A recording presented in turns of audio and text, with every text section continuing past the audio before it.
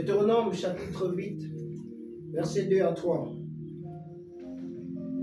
Souviens-toi de tout le chemin que l'Éternel, ton Dieu, t'a fait faire pendant ces 40 années dans le désert, afin de t'humilier et de t'éprouver pour savoir quelles étaient les dispositions de ton cœur et si tu garderais ou non ses commandements.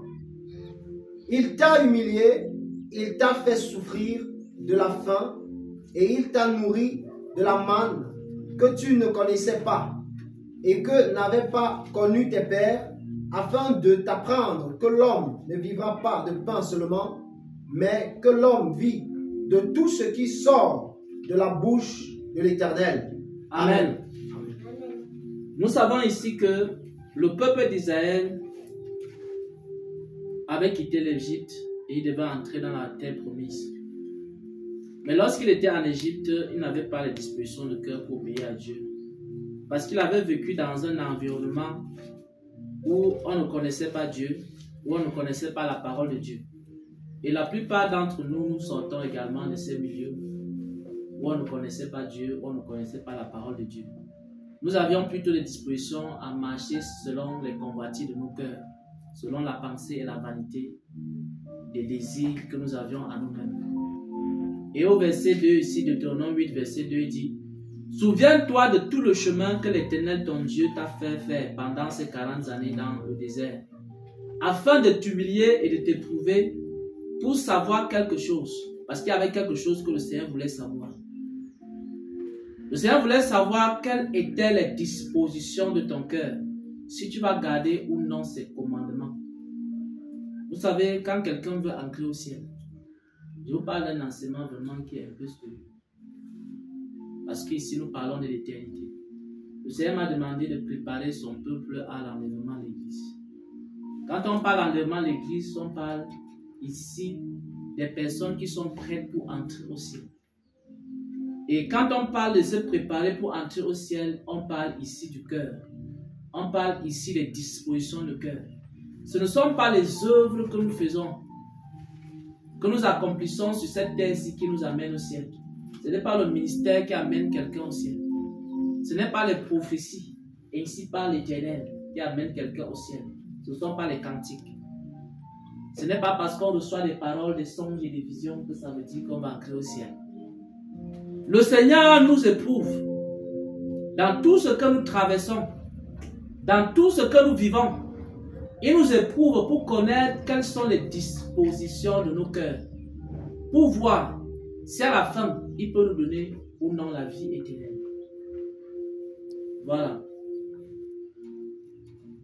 Donc, je ne sais pas si on peut un peu diminuer la musique.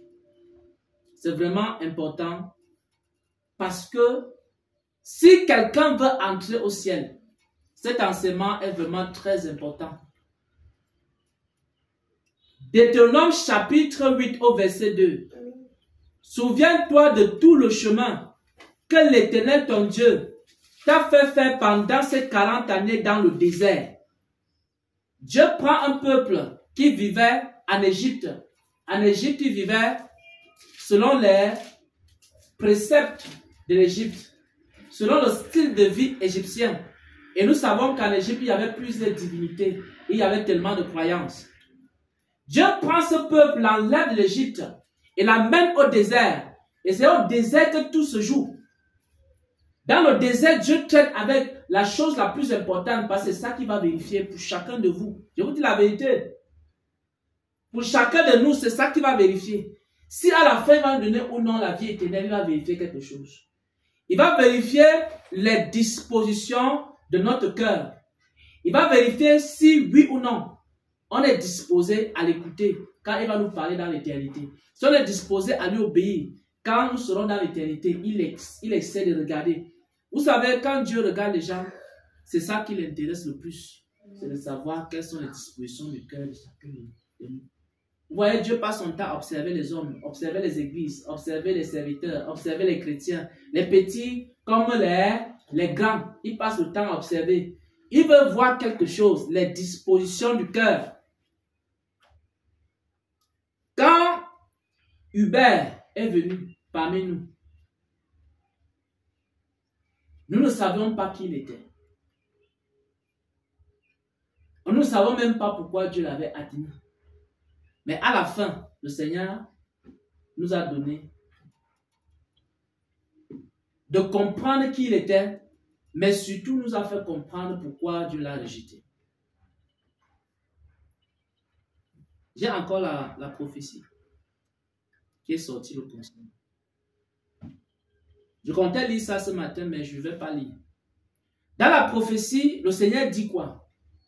Le Seigneur dit que la raison pour laquelle il a envoyé Hubert parmi nous, parce que quand Hubert était là où il était, il avait de très mauvaises dispositions de cœur. Son cœur était toujours disposé à se comparer, à se mesurer, à chercher la gloire de ce monde. Quand il venait, il arrivait ici à Banganté, il y avait ça dans son cœur. Et c'est la raison pour laquelle il avait signé ce pacte avec le diable.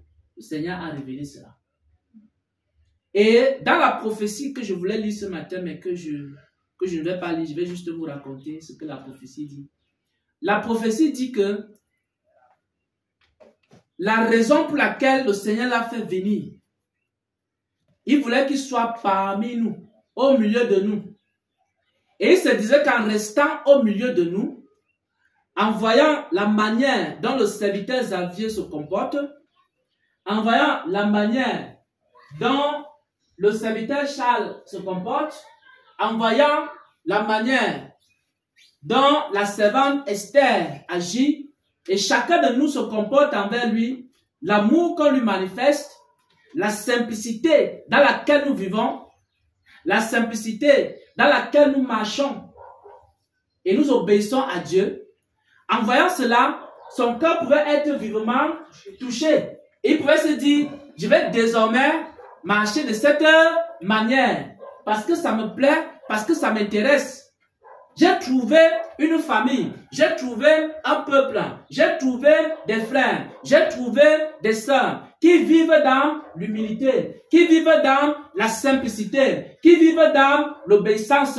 Dieu prend soin d'eux et je n'ai jamais entendu qu'il y a des querelles entre eux, je n'ai jamais entendu qu'il y a des animosités, je n'ai jamais entendu qu'il y a telle ou telle chose. Ils sont toujours là en train de partager la parole et de grandir chacun spirituellement. Dieu l'a placé au milieu de nous pendant 1 mois. C'était pour qu'il voie un exemple. Vous voyez, parfois, quand Dieu demande quelque chose à quelqu'un, la personne peut dire, je ne connais pas ce que tu me demandes. Mais le Seigneur lui a donné quoi? Un exemple. Le Seigneur l'a mis dans un endroit où il pouvait voir à peu près ce qu'un serviteur de Dieu est. Comment on peut le servir dans la simplicité, l'humilité, la vérité, la douceur, la tempérance et tous ces fruits de l'esprit. Et le Seigneur attendait donc maintenant qu'il soit vraiment touché.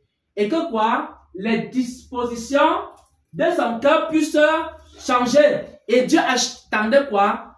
Le changement des dispositions de son cœur. Pour le délivrer et lui donner quoi? La vie. Pendant du premier jusqu'au dernier jour, Dieu observait. Il observait quoi? Il voulait voir les dispositions de son cœur. Souviens-toi, Deutéronome chapitre 8 au verset 2. Souviens-toi de tout le chemin que l'Éternel, ton Dieu, t'a fait faire pendant ces 40 années dans le désert, afin de t'humilier, de t'éprouver, pour savoir quelles étaient les dispositions de ton cœur. Nous tous qui sommes ici, les épreuves que nous traversons, les situations que Dieu met sur notre chemin, Dieu nous observe, il nous regarde. Il veut voir quelles sont quoi les dispositions du cœur de tout un chacun. Il te confie une responsabilité, il se place, il te regarde, il voit comment tu vas faire. Il te confie un enfant à gérer, il te regarde, il t'observe, il voit si tu vas prendre cet enfant comme le plus grand de tous les trésors qui existent sur la terre. Vous savez comment on devient maman Sarah et papa Abraham? Je vais vous enseigner ça. Parce que ce que le Seigneur m'a donné, c'est un peu de sagesse. Et j'aime enseigner cette sagesse-là pour que l'esprit du peuple de Dieu s'ouvre. Quand Dieu veut faire de toi papa Abraham, Il veut faire de toi Maman Sarah. Il te donne un enfant. Et qu'est-ce qu'il fait quand il t'a donné l'enfant là? Il se place. Il commence à t'observer. Il voit comment tu es en train de gérer l'enfant. Tu comprends? Il regarde. Si l'enfant a faim, est-ce que tu lui donnes à manger? Si l'enfant a soif, est-ce que tu lui donnes à boire? Si l'enfant a besoin du vêtement, est-ce que tu t'en préoccupes? Si l'enfant a besoin d'éducation, est-ce que c'est un problème? Dieu commence à observer comment est-ce que tu traites l'enfant. Moi, je ne savais pas que Dieu m'observait. Un jour, il me montre un songe. Il me dit, tu as une grande récompense. Moi, je ne savais même pas. Vous savez, quand le Seigneur te confie une tâche, tu ne sais même pas s'il t'observe ou s'il ne t'observe pas. Mais j'étais surpris de savoir un jour dans un songe, après peut-être avoir éduqué l'enfant pendant peut-être 2 ou 3 ans, je ne me rappelle plus combien d'années. Un enfant qui m'avait confié. Un jour comme ça, lui-même, il commence à me parler. Je lui ai rien demandé. Je ne savais même pas qu'il m'observe. Il me dit, il y a une grande récompense qui t'attend là-bas au ciel. Et je dis, la récompense, c'est quoi? Il me dit, il y a un enfant que je t'avais confié. Tu as pris soin de l'enfant là même plus que tes propres enfants biologiques. Je suis resté comme ça, il dit.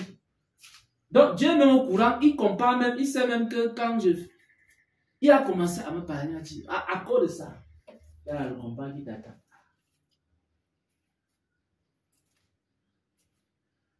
Et puis, tu vas voir, après un certain temps, il y a un autre enfant qui t'envoie. Après, il t'envoie un 3e. Il t'envoie un 4e. Pourquoi? Parce que tu as pris soin du premier enfant. Il t'a observé, il a regardé. Il va voir. Bon, s'il a pris soin du premier, est-ce qu'il peut prendre soin du 2e, du 3e, du 4e? Après, maintenant, il se dit, bon, voici quelqu'un qui peut prendre soin d'une famille. Une famille spirituelle. Sans acception. Il peut prendre soin de beaucoup d'enfants. Il commence à envoyer les enfants un peu partout dans le monde. Et c'est comme ça qu'on devient papa Abraham. Vous comprenez maintenant ce que je suis en train de dire. Dieu te teste, il te prouve, il veut voir quelles sont les dispositions de ton cœur. Quand Dieu veut créer son hôpital, l'hôpital, ministère des paroles de Jésus, il va envoyer les malades. Qu'est-ce qu'il fait? Il teste d'abord quelles sont les dispositions du cœur des gens. Il envoie le pire de tous les malades. Le malade le plus malicieux. Le malade le plus rusé. Le plus dissimulateur. Et le cas le plus compliqué, il vous envoie là-haut ça. Il n'a pas encore créé l'hôpital. Il veut créer l'hôpital. Mais il se dit, je vais créer l'hôpital. Mais je veux d'abord savoir quelles sont les dispositions du cœur de ces personnes-ci. Avant de créer mon hôpital.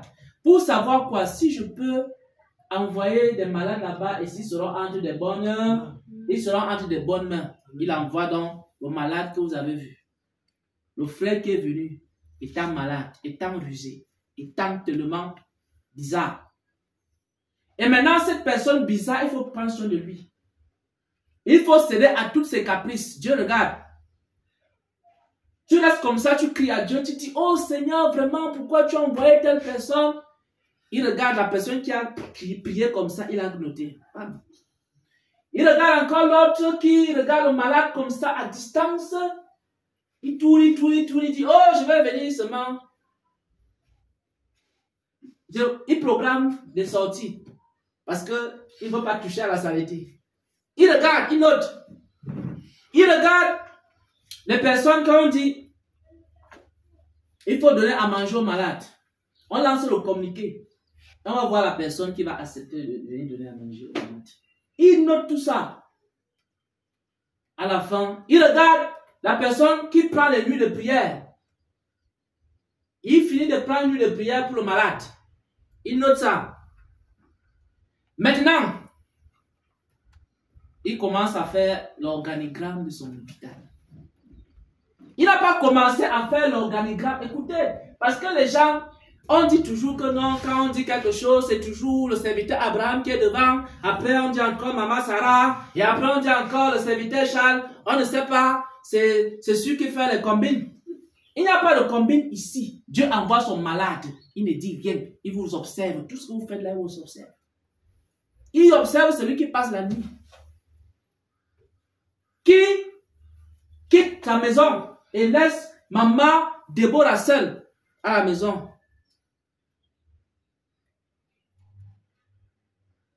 Et on sait tous les dangers qu'il y avait ce jour-là. Même les serpents qui sortaient de la maison. Mais papa Charles décide d'aller veiller et prier là-bas. Pendant ce temps, maman Déborah, elle est là. Ouais, je me suis marié, mais pour mon mari. Il est là, en train de prier toute la nuit. Il observe.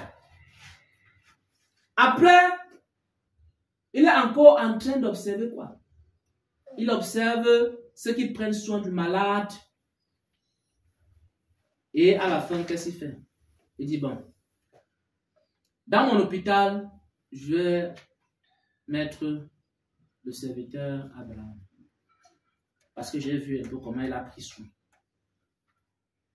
Mais je pose une question. Si le serviteur Abraham avait déménagé, il avait fui Banganté pendant 1 mois, et le serviteur Charles serait resté s'occuper, vous pensez que dans l'organigramme de l'hôpital, le serviteur Xavier devait paraître? Je ne crois pas. Le Seigneur était en train d'observer pour voir quelles étaient les dispositions de cœur. Pour une fois, cherchons à avoir de bonnes dispositions de cœur. Ici, là, Dieu nous observe avant de nous confier des responsabilités. Même avant de nous donner la vie éternelle, Dieu nous observe, il regarde. Il n'y a pas de gens ici que Dieu a déjà prédestinés avant la fondation du monde qu'ils seront ceci, ils seront cela. Dieu nous observe chaque jour pour voir à qui est-ce qu'il peut confier. Parce qu'il y a encore des tâches ici comme ça. Il y a encore beaucoup de choses. Mais travaillez les dispositions de vos cœurs. Parce que les gens vont gagner ici, le gros lot. Dans cette affaire, le pasteur Amos a gagné. Il a beaucoup gagné devant le Seigneur. Je ne peux pas vous dire tout ce que le Seigneur a dit concernant le pasteur Amos. Parce que c'est avec le pasteur Amos qu'on veillait. Il y avait les nuits, le malade piquait des cris de folie, on veillait ensemble. Je le voyais tout le temps nettoyer le sol là quand c'était sali par la mauve et toutes ces choses saletés du diable. Et c'est lui qui était en train de faire ces choses. Il était là du premier jour jusqu'au dernier jour. Et nous avons vu ce qu'il a gagné dans cette affaire. Dieu va nous offrir beaucoup d'autres opportunités. Mais quelles sont les dispositions de nos cœurs? Première chose, pour entrer au ciel d'abord. Deuxième chose, pour accomplir des grandes œuvres sur la terre avant d'aller se reposer au ciel. Nous avons les opportunités. Et chaque chose que le Seigneur nous confie, il faut que nous prenions ça avec de bonnes dispositions de cœur. Vous allez voir maintenant ce que le Seigneur a fait dans la vie de chacun d'entre nous. Donc, travaillons beaucoup les dispositions de cœur. C'est à cause des dispositions de cœur que Dieu s'est retiré de certaines églises. Parce que les gens n'avaient plus les bonnes dispositions de cœur. Ils avaient plus les dispositions de cœur pour prendre l'argent. Ils n'avaient plus les dispositions de cœur pour faire l'œuvre de Dieu. Donc, quand ils regardaient une personne qui entre dans l'église, on commençait à voir qu'est-ce que je peux gagner sur la personne qui vient d'entrer à l'église. Donc, on commence à regarder, est-ce que, bon, il travaille où? Bon, s'il travaille, il a 1 million, donc sa dîme, ça doit être au moins 100 000. Donc, tu commences à compter les têtes avec les dîmes, donc tu calcules. Donc, il y avait des gens qui avaient à cette disposition de cœur-là. Dieu s'est retiré de ces églises. Dieu cherche, il va confier des responsabilités à un peuple. Mais, est-ce que nous avons les dispositions de... Jusqu'à présent, on n'a pas encore échoué. Non, on a toujours réussi. Parce que nous avons toujours eu les dispositions de cœur. Il pouvait ne pas faire son hôpital. Il pouvait dire que bon, personne n'a aucune disposition de cœur pour l'hôpital. Il disait qu'il renvoie ça même l'année prochaine ou sur prochaine en attendant que nous ayons quoi? Les bonnes dispositions de cœur. Quand il a vu que nous avons les bonnes dispositions de cœur, il a ouvert l'hôpital. Il y a beaucoup d'autres choses que le Seigneur va faire. Quand il va voir que nous avons les bonnes dispositions de cœur, il va faire ces choses-là avec nous. Et même la vie éternelle, c'est aussi une question de disposition de cœur. Parce que Dieu nous observe. Il veut voir quelles sont les dispositions de nos cœurs. Et ça, c'est l'une des choses que nous devons travailler. Je vous le dis en vérité. J'ai envie d'avoir plus de dispositions de cœur que d'avoir les dons des miracles. Ça me sert à rien. Ce qui peut sauver ma vie. Je vous dis la vérité. Hein. Je prie chaque jour que Dieu veille pour que les dispositions de mon cœur ne changent jamais. Vous ne me verrez pas prier que donne-moi le don des miracles. Ça ne me sert absolument à rien. Ce qui peut m'amener au ciel, frère. Ce qui peut nous amener tous ici au ciel. Et ce qui peut faire que Dieu envoie les gens ici. Ce sont les dispositions de nos cœurs. Et quand Dieu envoie les gens, c'est pour que les dispositions des cœurs de ces gens-là changent. Parce que quand ils vont voir notre façon de servir Dieu, dans la simplicité, dans l'amour, dans la vérité, dans la pureté, ça va les motiver et ils vont aussi décider de le faire. Et beaucoup de gens, quand ils vont venir ici, les dispositions de leur cœur vont changer. Ça, c'est un lieu où Dieu va changer les dispositions de cœur de plusieurs personnes. Mais nous-mêmes, nous devons travailler à ce que les dispositions de nos cœurs ne changent jamais. Si les dispositions de nos cœurs changent, je vous dis la vérité, Dieu va nous abandonner. Il ne sera plus avec nous. Lorsqu'on va commencer à compter l'argent, que tout ta tête c'est dans l'argent, l'argent a fait ceci, l'argent a fait cela, que vraiment, je veux déjà telle chose, je veux à tel ceci, et que les dispositions de nos cœurs, si ça change, directement le Seigneur sera avec nous. Et le Seigneur m'a mis ça à cœur. Depuis la nuit, toute la nuit, depuis le matin, même quand je suis arrivé ici, il faisait que me donner les versets bibliques. Il me disait, il me faisait comprendre que nous devons beaucoup travailler. Pour ceux qui ont déjà, puisque la plupart d'entre nous, nous avons quand même des bonnes dispositions de cœur. Si nous avons les bonnes dispositions de cœur, on doit pleurer devant Dieu chaque jour. S'il te plaît, veille à ce que les dispositions de mon cœur ne changent pas.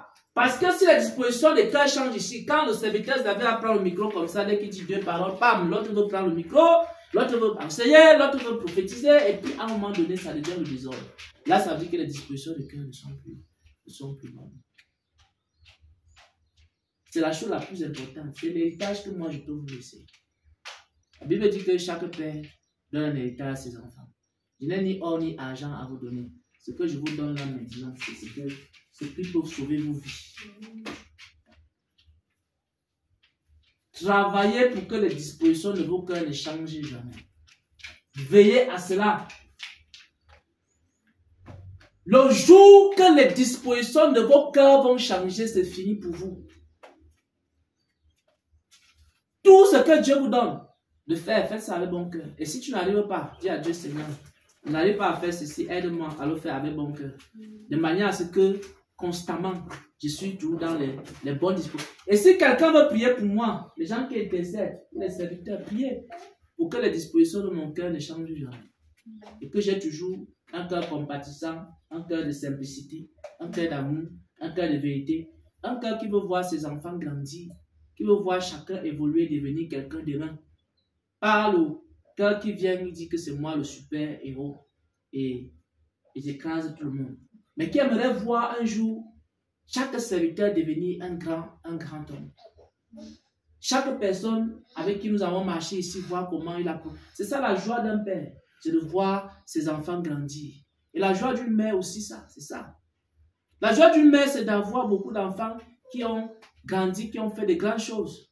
Là, tu peux dire oui, je suis content. Tu penses que la joie du Seigneur, c'est quoi? C'est quand il nous regarde, il est content. Il se dit, ah, je n'ai pas travaillé en vain. Mais s'il nous voit avec le visage de chimpanzé dans sa maison, il se dit, mais c'est quoi ça? Mais quel genre d'enfant j'ai éduqué, j'ai élevé? Est-ce qu'ils me connaissent même?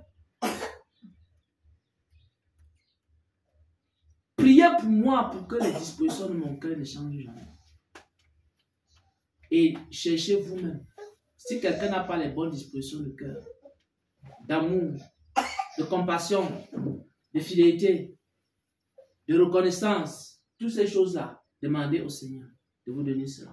C'est ça qui va vous permettre d'entrer au ciel. Le reste des choses là que vous entendez dehors, là, que ça fait prospérer, soit quoi que ce soit, l'œuvre de Dieu, ce n'est pas le plus important. Il n'y a pas quelque chose qui dépasse le cœur. Il n'y a pas quelque chose d'autre que Dieu regarde dans la vie d'un peuple, dans la vie d'une personne. Il regarde d'abord le cœur de la personne. Vos œuvres, ça ne l'intéresse pas. Tout ce que vous faites, ça ne lui dit absolument rien. Il regarde le cœur avec lequel vous faites chaque chose. Voilà ce que je pouvais dire. Et après, nous allons faire la prière de clôture. Et nous allons nous séparer dans la paix du Seigneur Jésus-Christ.